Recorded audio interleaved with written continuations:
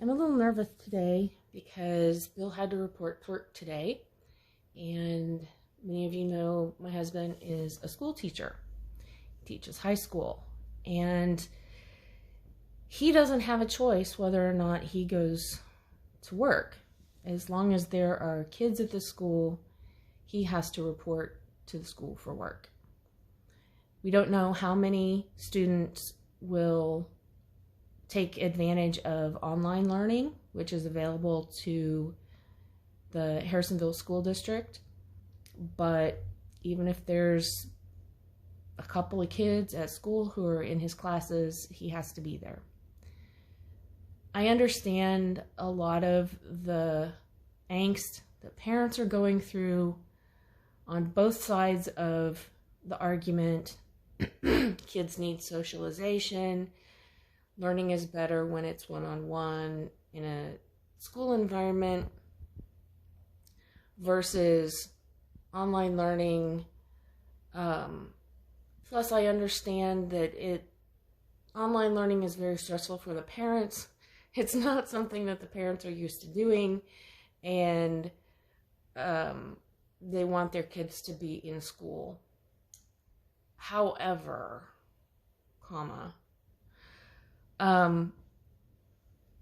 I don't feel secure with Bill being there around students. I believe they have a mask policy now where kids have to wear a mask. Bill is going to wear a mask the whole time he's there, and he's also requested from the school a face shield, which I truly appreciate that he did that. I spoke with my primary care physician who has been dealing with the COVID crisis ever since it started, and what he does every day is as soon as he gets home from seeing patients, then he has an area in their garage or somewhere near the entryway of their home where he changes clothes, takes off his clothes. They have a special hamper. They use laundry sanitizer in their clothes, in their washer, if they're not going to wash everything on hot. He said he doesn't know if the coronavirus would survive the cold water cycle unless the detergent was strong enough. And who knows if the detergent is strong enough. So we bought some laundry sanitizer. We're going to set up, as soon as Bill starts seeing students, we're going to set up a hamper in the entryway in our garage where he can do the same thing that our physician does. So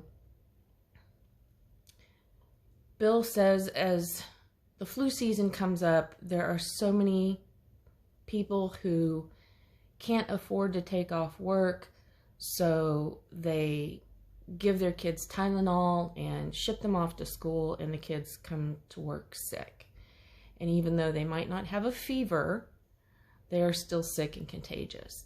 And that is a perfect example of why temperature taking is not catching the people who have COVID. People who are asymptomatic are not going to have a fever. And so even if they do take temperatures of kids coming into school, if they've taken something to suppress their fever, they're not going to be picked up as they walk into the school.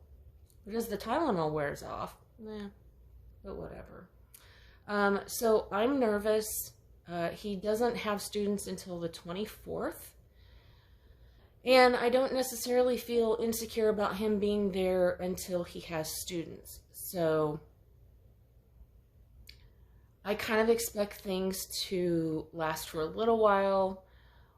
We'll probably hear that somebody's got a case of COVID and the school's going to have to shut back down, just like it's happening all across the nation. We've been watching on the news the different reports of schools around the nation that have tried this and have had to back away from it. And my fear is that the same thing is going to happen here with Harrisonville. Because Bill is not the one who is sick, I am. Bill is not able to take this up with the Americans with Disabilities Act, the ADA. If he had RA, then he would be protected by the ADA. But since it's me, he doesn't have that protection. So we're just kind of shit out of luck until this is all figured out. And with the regular flu season coming, I will get my flu shot as soon as it's available, and pray that that's enough to fight off whatever he may bring home.